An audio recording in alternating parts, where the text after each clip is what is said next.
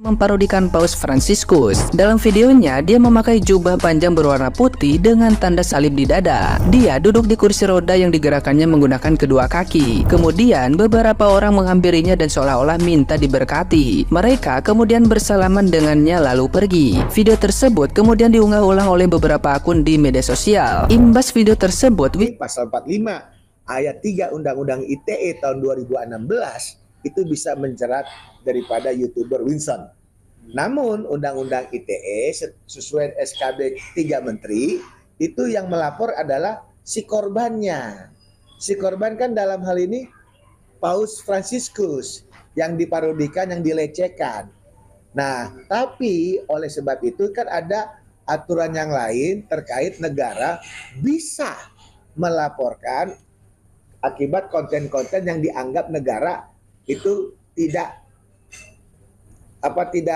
normal ataunya bertentangan atau melanggar susila.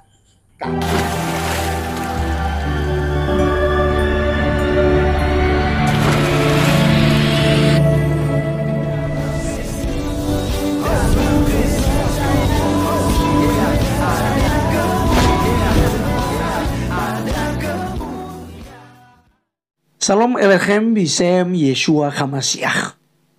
Teman-teman sekalian, pada video kali ini kita akan membahas mengenai seorang yang bernama Winson, dan dikabarkan bahwa dia ini adalah seorang YouTuber ya. Teman-teman sekalian, dalam cuplikan video di awal kalian sudah melihat bagaimana kemudian itu dia parodikan tentang Paus Fransiskus yang tengah berada di kursi roda.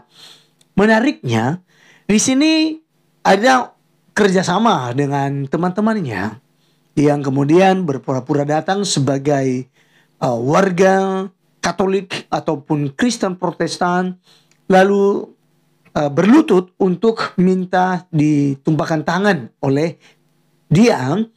Dalam hal ini memperagakan tentang Paus Fransiskus. Dan setelah itu dia maju. Yang menariknya di sini, dia membuat sebuah lelucon, entah apa maksudnya, sehingga seakan di situ Paus Fransiskus itu melakukan sesuatu hal yang kurang berkenan begitu ya, menginjak-injak seorang yang datang kepadanya. Ya, jadi di video tadi itu dia injak. Kemudian juga Winson ini menggunakan jubah bersimbol salib ya. Kalau nggak salah ini adalah baju atau jubah ketika dibaptis ya, yang khususnya di gereja-gereja karismatik menggunakan baju-baju begituan. Nah, teman-teman sekalian, tentu saja hal ini menuai komentar-komentar dari netizen dan juga penggemar media sosial. Namun sebelumnya, untuk lebih lengkapnya, mari kita mendengarkan dulu komentar-komentar dari beberapa video yang ada berikut ini. Cam aksi Winson. Tidak hanya mengecam Dr. Togar Situmorang, mengutuk keras aksi Winson dan minta Bareskrim segera menangkap YouTuber tersebut. Nah, jadi ini sangat-sangat kita kutuk, sangat-sangat kita sayangkan daripada aksi YouTuber bernama Winson tadi. Karena kenapa? Dengan kedatangannya Paus Fransiskus, yaitu orang nomor 1 di Vatikan, bahkan orang nomor 1 di dunia dari agama Katolik, itu sangat-sangat betul menyakitkan hati. Saya sebagai pemeluk agama Kristen Nasrani itu juga tidak terima atas perlakuan yang dibuat dalam parodi yang kita sudah tahu beredar di mana-mana. Dan yang lebih kita sangat sayangkan, dengan segampang itu dia menyatakan permintaan maaf dan YouTube-nya itu sudah ditarik atau di take down. Itu tidak boleh didiamkan. Dalam hal ini negara, terutama Menko Infocom, wajib melaporkan orang itu. Menko Infocom tuh melaporkan orang itu, bukan pausnya yang melaporkan. Karena kalau paus untuk melaporkan orang YouTuber ini tidak boleh, karena harus paus sendiri, ya kan, yang membuat laporan resmi kepada pihak kepolisian. Tapi kalau Menko Infocom, negara itu hadir untuk suatu kegaduhan, untuk suatu tontonan atau berupa video yang bisa transmisi atau teraksesnya, itu Menteri Infocom boleh mewakili negara hadir karena undang-undang mengajarkan itu. Negara wajib hadir terkait misalnya ada berita-berita tentang teroris, berita-berita tentang judi online, berita-berita terkait ini, konten-konten yang memang menimbulkan sara, menimbulkan pelecehan agama dan seterusnya, itu boleh hadir di situ. Jadi saya jelas mengutuk daripada tingkah parodi yang dilakukan oleh YouTuber yang namanya Winson. Oh, kalau dikaitkan ke pasal Undang-Undang ITE, itu dikenakan di pasal 45 ayat 1 Undang-Undang ITE tahun 2008 yang sekarang ini menjadi pasal 45 ayat 3 Undang-Undang ITE tahun 2016. Itu kan jelas parodi di situ, itu terkait penghinaan atau pencemaran nama baik, di mana itu ancaman pidananya hampir 6 tahun. Yang tadinya 4 tahun menjadi 6 tahun penjara. Bisa bayangin nggak pasal tersebut? Artinya hari ini pasal 45 ayat 3 Undang-Undang ITE tahun 2016 itu bisa menjerat daripada YouTuber Winson. Namun Undang-Undang ITE sesuai SKB 3 Menteri itu yang melapor adalah si korbannya. Si korban kan dalam hal ini Paus Fransiskus yang diparodikan, yang dilecehkan. Nah, tapi oleh sebab itu kan ada aturan yang lain terkait negara bisa melaporkan akibat konten-konten yang dianggap negara itu tidak normal ataunya bertentangan atau melanggar susila, keadaban ataupun etika dalam hal berkonten. Itu bisa. Jadi negara di polisi itu kan ada laporan model A, ada laporan model B. Ini bisa digunakan dengan laporan model A. Karena bukti sudah ada, yaitu penyebarannya YouTube.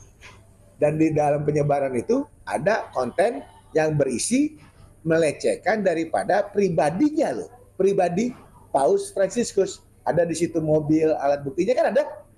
Ada juga kursi roda, ada pakai jubah putih, ada teman-teman dia yang salaman-salaman. Itu bisa. Semua yang ada dalam konten itu diangkat. Bisa ditangkap sama teman-teman juga. Ya kabareskan dong, cyber, kerja dong. Jangan diem, tangkap itu. Tapi bukan pelecehan agama berarti? Bukan. Ini ke pribadi Paus, bukan pelecehan agama. Karena tidak ada di situ terkait agama, tapi terkait fisik daripada Paus Fransiskus ini. Kan pakai jubah putih, pakai ada gambar salib, duduk di kursi roda, lalu ada kijang.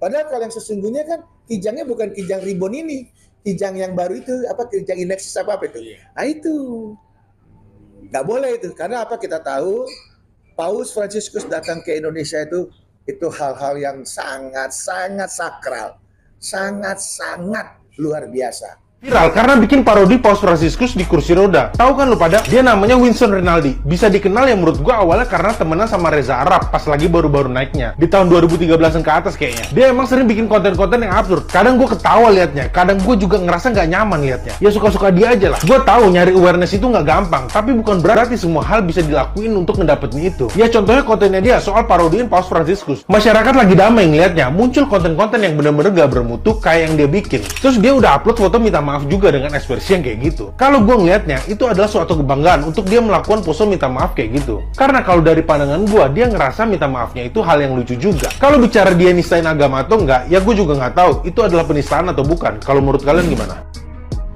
Bingung gue sama si Winson ini, maksudnya apa sih bikin parodi kayak gini? Dikira keren ya bro? Keren ya? Menurut lu keren ya? Kalau memang menurut lu keren, kenapa di take down VT-nya? Jangan jadi orang gentle dong Winson. Kalau memang lu udah berbuat, lu harus berani bertanggung jawab. Jangan langsung lu take down juga VT-nya gitu. Sumpah ya guys, gue bingung banget apa yang ada di pikirannya dia sampai dia tuh bisa POV-in Paus yang kemarin dateng ke Indonesia tuh gimana ceritanya gitu, gimana konsepnya, dan maksud tujuannya tuh apa gitu. Maksud tujuannya tuh baik atau buruk gue nggak tahu ya, cuman itu nggak pantas banget untuk lu parodiin gitu, dan itu nggak pantas banget lu jadiin konten. Coba deh Winson, lu pikir kalau misalnya nih orang tua lu ya yang duduk di situ terus diparodiin sama netizen lain, sama temen lu atau siapapun itu, lu gimana gitu? Pantas nggak? Sorry nih ya, kalau menurut gua konten-konten yang seperti ini menurut gua harus ditindaklanjuti guys.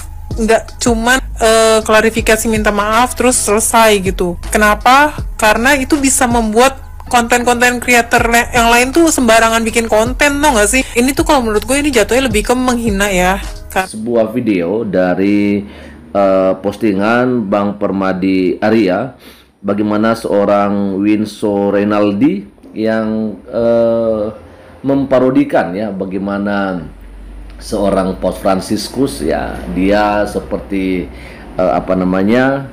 memberkati ya kan, dan dia juga menggunakan kursi roda seperti apa yang kita lihat di videonya teman-teman ya. Dan ada sebuah caption dari Permadi Arya, untung dia olok-olok pemuka agama umat yang pemaaf ya.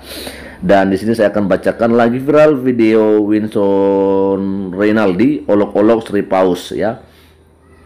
Tapi udah dia take down dan yang bersangkutan udah minta maaf. Untung ente lecehin tokoh agama dari umat damai yang diajarkan Tuhan, ampunilah dia karena dia tidak tahu yang dia perbuat. Coba ente olok-olok ulama dari umat nganu yang mengemukan dikit-dikit halal darah, biar ente udah minta maaf, minimal tetap masuk penjara ente, kalau enggak masuk rumah sakit. Nah itu ya teman-temannya, memang hal yang seperti itu nggak perlu dilakukan sebenarnya ya. Itu dia bilang, untung saja Anda bukan menghina tokoh agama Islam. Kalau seandainya Anda menghina itu, ya Anda pasti masuk dalam bui, atau setidak-tidaknya Anda babak belur, ya kan? Karena Anda menghina. Jadi teman-teman sekalian, melalui video ini saya mau sampaikan bahwa dengan kita adem, orang-orang Kristen khususnya, dan lebih khusus ya untuk saudara-saudari saya Katolik, kalau teman-teman kemudian emosi, marah dengan ini, ya justru tanggapan orang di luar daripada Kristen akan berbeda. Tapi ketika kita memang tetap mengampuni, karena memang itu tabiat kita adalah harus mengampuni. Ini adalah sikap kita, cara kita sebagai seorang yang pengikut Kristus, yang harus tetap mengampuni, ya, sekalipun kita disakiti, dihina, direndahkan, seperti yang dikatakan oleh Tuhan Yesus dalam Matius pasal 5 ayat 44. Aku berkata kepadamu, kasihilah musuhmu dan berdoalah bagi mereka yang menganiaya kamu. Jadi itu poin yang pertama, artinya bahwa kita harus bisa mengampuni apapun agamanya. Teman-teman silakan tulis di komentar, karena saya belum cari, saya juga tidak terlalu familiar sekali. Bahkan kali ini saya tahu kalau dia seorang YouTuber kan pasti mungkin terkenal ya, seperti si siapa namanya nih, Raffi Ahmad misalnya, atau Bayu Wong misalnya kan gitu. Ya tapi saya nggak terlalu kenal ya dengan beliau.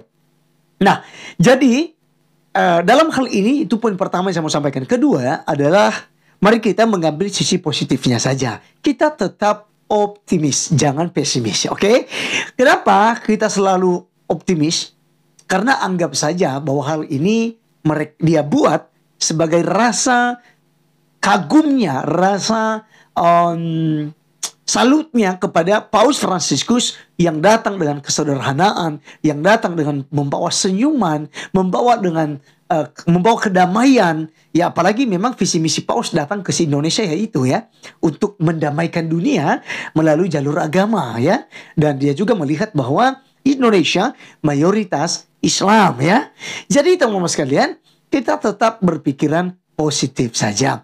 Ya saya tahu di video itu seperti yang dikabarkan dalam video yang kita bahas tadi, kita dengarkan ada banyak komentar-komentar ya, hujatan-hujatan kepada si Winson ini. Tetapi dari saya mengajak kita untuk yang pertama tadi adalah kita mengampuni, kita mengasihi, kita jangan sampai kemudian marah, apalagi melaporkannya dan kemudian dia dipenjara atau dia dihukum seberat-beratnya. Jangan sampai, karena hak untuk menghukum itu adalah haknya Tuhan ya. Yang kedua tadi teman-teman sekalian, kita tetap berpikiran positif ya. Kita optimis saja ya. Kita menganggap bahwa hal ini sesuatu hal yang biasa saja sehingga tidak membuat kita panas hati ya. Tetap mengasihi, sebab itulah ajaran Tuhan Yesus Kristus untuk pengikutnya. Saya Rif Gule undur diri, sampai ketemu di video berikutnya. Tuhan Yesus memberkati. Salam.